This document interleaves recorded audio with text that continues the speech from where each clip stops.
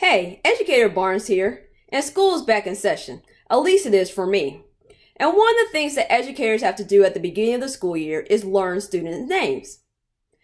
Now, unfortunately, once again on social media, I've seen educators make fun or complain about the fact that they have to learn these names. Well, we know who these names are. They're typically students of color or students from different cultural backgrounds.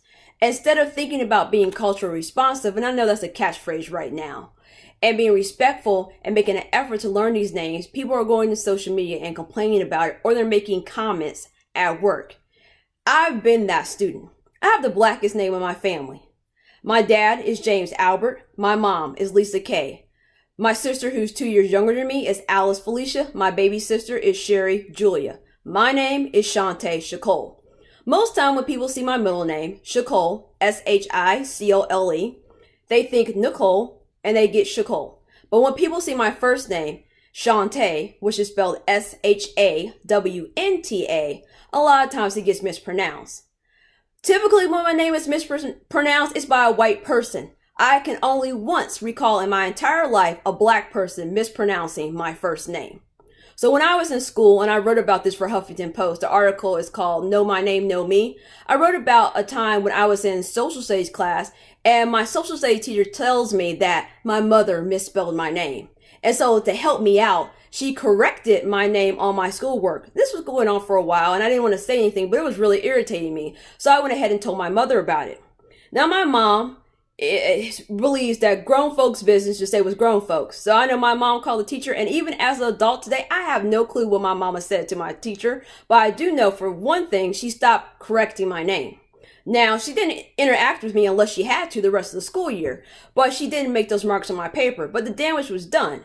You know, to say to me that my mother misspelled my name, you're calling into question my mother's ability to spell, and you're just putting a negative light on my mom. And then you expect me to be in class and to learn from you. And so when teachers don't make the effort to pronounce students' names correctly, these are the situations we get into.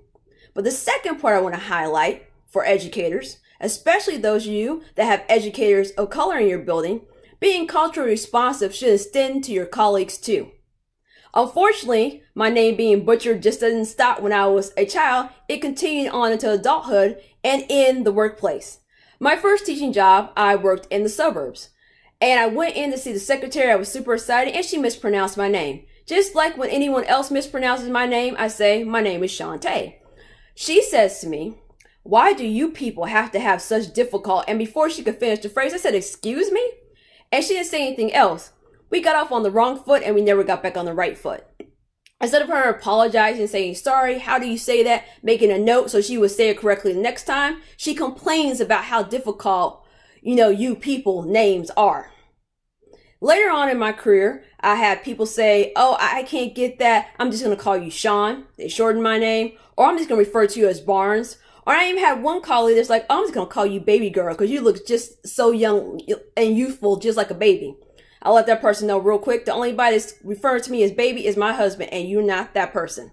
So when people are shortening your names, deciding another name they're going to call you, it's disrespectful.